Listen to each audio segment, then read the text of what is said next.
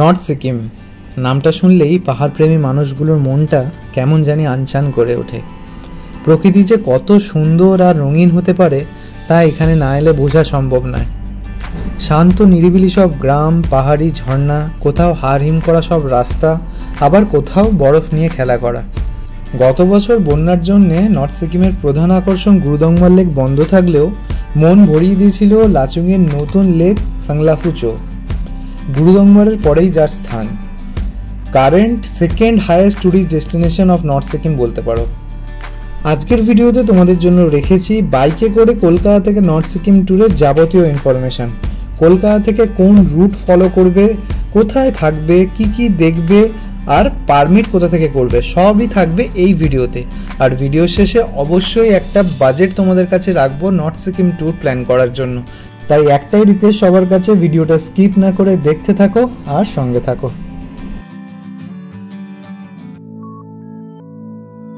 13ই মে সকাল সকাল রেডি হয়ে বেরিয়ে পড়েছিলাম বাইক নিয়ে।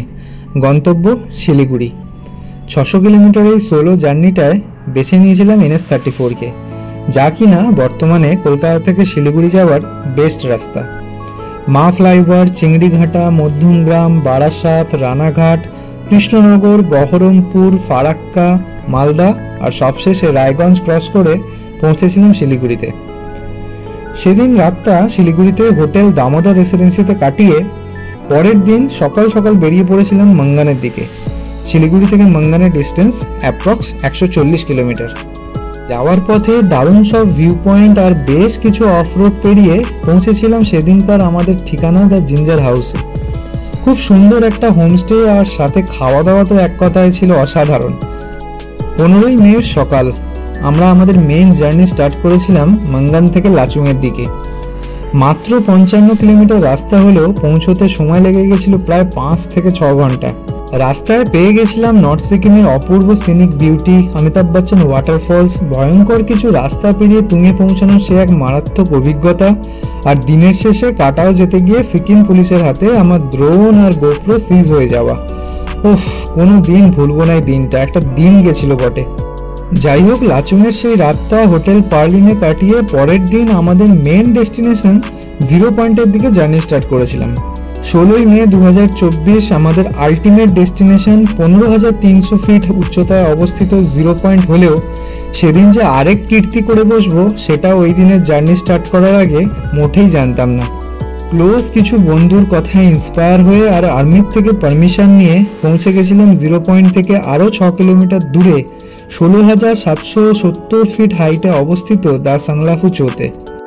17,800 ফিট উচ্চতায় অবস্থিত গুরুদংমার লেকের পরেই খুলে গেছে এই সাংলাফু লেক, আর তার বিউটি তো তোমরা ভিডিওতে দেখতেই পাচ্ছ। নিজের বাইক নিয়ে যে শেষমেশ পৌঁছতে পেরেছিলাম এটাই আমার কাছে সবচেয়ে বড় পাওনা। যাই হোক, সেদিন সাংলাফু চো, zero point, Yumthang valley, rhododendron sanctuary দেখে আমরা আবার ডিরেক্ট ফিরে গেছিলাম মঙ্গানে আমাদের সেই জিঞ্জার হাউস হোমস্টেতে। আর পরের দিন মঙ্গান থেকে প্রায় 722 কিলোমিটার নন স্টপ বাইক চালিয়ে ফিরেছিলাম আমার শহর কলকাতাতে। যাই হোক, এবার মেন প্রসঙ্গে আসি। পারমিট কোথা থেকে করাবে? পারমিট তোমরা মঙ্গান থেকেও করাতে পারো বা গ্যাংটক থেকেও করাতে পারো, ডিপেন্ড করছে তোমরা কোন রুটটা ফলো করছো। আমরা যেহেতু মঙ্গান হয়ে গেছিলাম তাই দেখো স্ক্রিনে আমি মঙ্গানে আমাদের যে জিঞ্জার হাউস হোমস্টে ছিল তার ওনার প্রদীপ থাপার নাম্বার দিয়ে দিচ্ছি। উনি আমাদের পারমিটের সমস্ত ব্যবস্থা করে দিয়েছিলেন। আর পারমিট খরচা আমাদের পড়েছিল পার ডে পার হেড 200 টাকা করে। মানে তোমরা যদি 3 দিনের জন্য পারমিট করাও তাহলে তোমাদের খরচা পড়বে 600 টাকা, আর 200 টাকা হচ্ছে এজেন্ট ফিস। তার মানে তোমাদের টোটাল 800 টাকা পারমিটের জন্য পে করতে হবে। আর ডকুমেন্টস বলতে তোমার আইডি প্রুফ লাগবে আর বাইকের যাবতীয় ডকুমেন্টস তোমাদের সাবমিট করতে হবে। এটা গেল পারমিটের ব্যাপার স্যাপার। এবার আসি হোটেলের খরচাতে। আমরা 4 রাত আর 5 দিনের প্ল্যান করেছিলাম। প্রথম দিন শিলিগুড়িতে আমাদের হোটেল খরচা পড়েছিল 1200 টাকা উইদাউট ফুড। তারপরের দিন মঙ্গানে 800 টাকা উইথ ফুড। তারপরের দিন লাচুংয়ে 900 টাকা উইথ ফুড। আর ফোর্থ ডে মঙ্গানে আবার 800 টাকা উইথ ফুড। তো টোটাল 4 দিনে আমাদের হোটেল কস্ট পড়েছিল 3700 টাকা।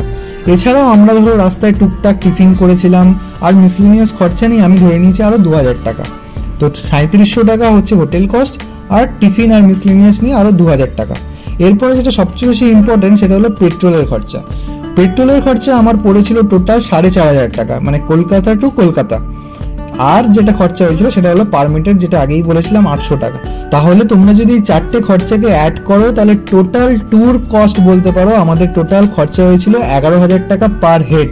নিজের বাইক নিয়ে মাত্র 11,000 টাকায় নর্থ সিকিম ট্যুরের একটা আলটিমেট বাজেট তোমাদের আশা করি ভালো করে বোঝাতে পারলাম। তাই ভিডিওটা যদি ভালো লেগে থাকে তাহলে অবশ্যই একটা লাইক করো, কমেন্ট করে জানিও তোমাদের কেমন লাগছে। আর যারা চ্যানেলে নতুন দেখছো তারা অবশ্যই সাবস্ক্রাইব করো। খুব শিগগিরই দেখা হবে তোমাদের সঙ্গে একটা নতুন অ্যাডভেঞ্চারে, একটা নতুন ট্রাভেল সিরিজে। ততক্ষণ সবাই ভালো থেকো, be happy and be safe.